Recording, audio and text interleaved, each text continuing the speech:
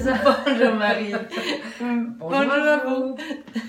Et voilà, bienvenue à nouveau, saison 2, l'information.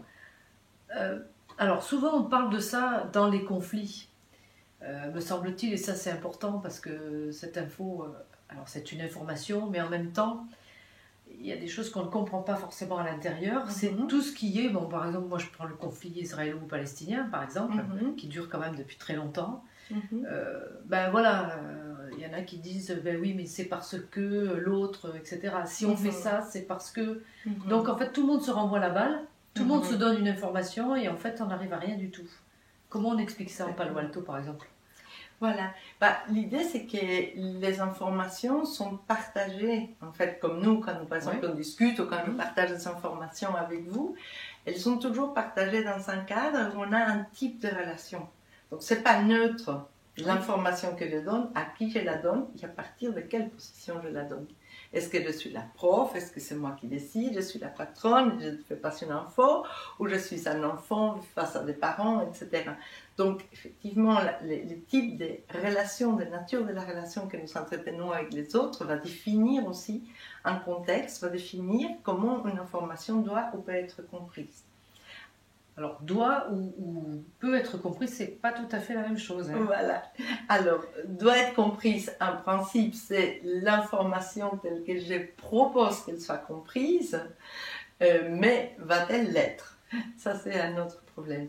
Et donc, l'idée, c'est que quand je fais une proposition, est-ce que tu veux bien prendre cette information de telle manière, où il vient de se passer telle chose, je te propose de l'inclure, d'en tenir compte d'une manière particulière.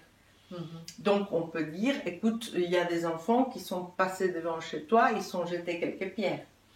Mais quelqu'un peut considérer ou décider que ça, c'est un appel à la guerre par rapport à des parents qui n'ont pas fait attention à leur gamin.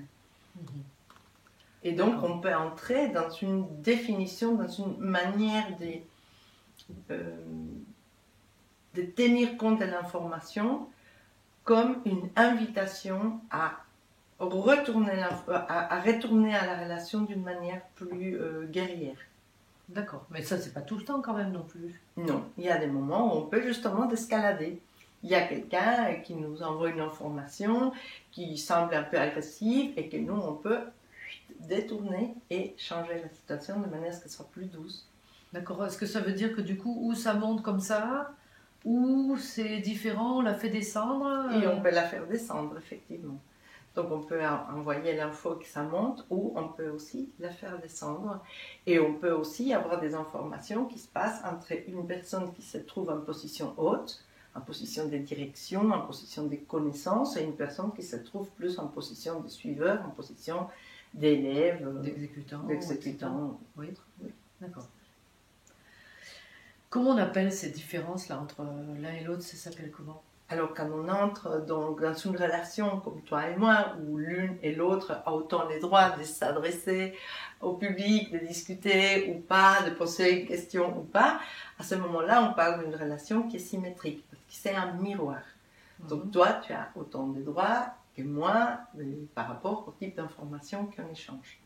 Si, par exemple, tout d'un coup, on pose une question très spécifique sur la thérapie, peut-être je me trouve plus en position de pouvoir répondre. Oui, tout à fait. Si on pose une question plus de type journalistique, c'est toi qui pourras amener des informations plus pertinentes. Et à ce moment-là, une d'entre nous sera en position basse, en écoute, par rapport à ce qu'amène l'autre. Donc symétrique ou complémentaire? Exactement, c'est ça? Complémentaire.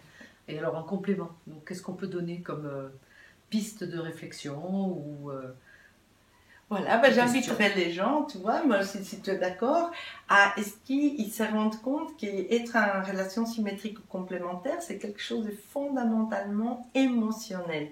Est-ce que ça vous est déjà arrivé d'être dans un échange avec quelqu'un et dans lequel c'est dont on parle, les sujets en question n'est pas tellement les problèmes, c'est la manière dont la personne utilise, rebondit ou traite l'information que vous partagez et que ça vous a mis hors de vous.